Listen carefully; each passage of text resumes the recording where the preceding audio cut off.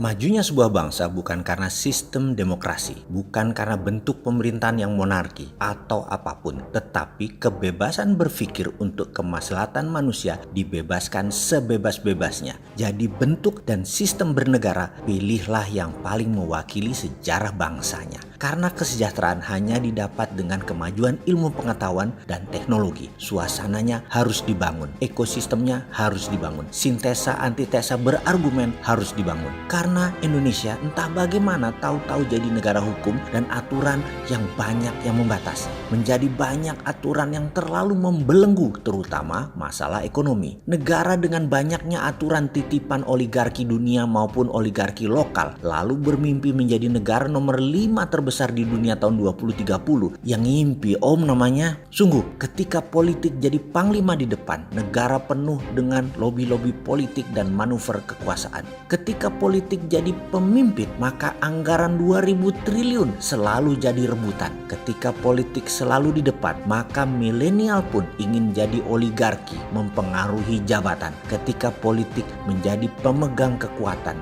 membuat negara bergerak terbatas menjadi penekan. Kita melihat fakta sejarah. Renaissance adalah zaman pencerahan di mana kekangan gereja dan tekanan aristokrasi kerajaan dilepas oleh kaum pemikir bebas atau free thinker seperti Galileo Galilei, Darwin, Newton, Leonardo da Vinci, dan lain sebagainya. Islam juga mengalami masa kejayaan ketika sampai Persia, ketika Al-Jabar, Ibnu Battuta, Ibnu Arabi maju dengan pemikiran matematika, pemikiran kesehatan, dan pendidikannya. Amerika membebaskan pemikiran sehingga puncaknya dengan Operation Paperclipsnya yang mengambil 1100 ilmuwan Jerman sebelum Perang Dunia Kedua berakhir, di mana sebelumnya Rockefeller, Thomas Alva Edison, Nikola Tesla telah berpikir bebas sebebas-bebasnya yang dibatasi hanya oleh satu hal, yaitu hak paten. Bahkan sejak tahun 1800 Amerika menarik imigran Eropa dengan janji Land of Freedom sehingga mulai dibanjiri oleh para free thinker yang merasa tertekan di Eropa oleh aturan gereja dan kerajaan. Cina juga sama. Cina menyadari hal itu, karena itu dari 120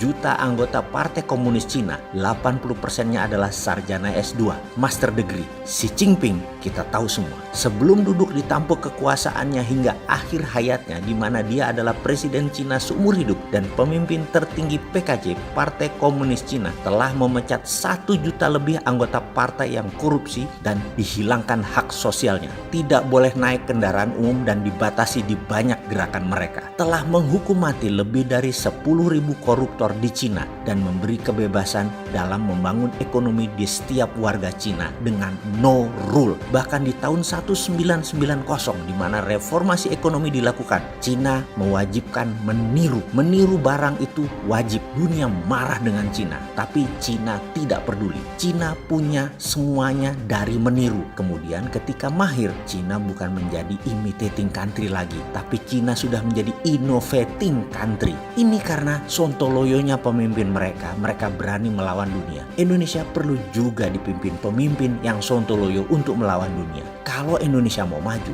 lawan semua aturan dunia. Buat aturan sendiri. Berani? Punya biji nggak lo melakukan hal ini? Itulah yang selalu saya ingatkan kepada semua orang. Kenapa sih kita tidak miring ke bangsa sendiri? Izinkanlah kami mengkopi. Bebaskan kami berimprovisasi tanpa BPOM, tanpa izin Departemen Pertanian untuk membangun dunia tani. Tak perlu izin Dekes untuk alat kesehatan, penunjang alat kesehatan. Kalau jamu, bebaskan saja dan tangkap yang nakal, di mana setiap saat ada pengecekan di lapangan. Yang dicek bukan izinnya, bukan stikernya, bukan labelnya, tapi kandungannya. Demikian juga BPOM, yang dicek makanannya, minumannya. Hukum berat kalau mengandung bahan yang mematikan. Prinsipnya adalah seperti apa yang dikatakan semua agama ajarkan. Semua yang di alam ini adalah halal, kecuali yang Allah haramkan. Jangan dibalik. Saat ini pemerintah mengatakan adalah semua yang di Indonesia itu adalah haram, kecuali yang pemerintah halalkan.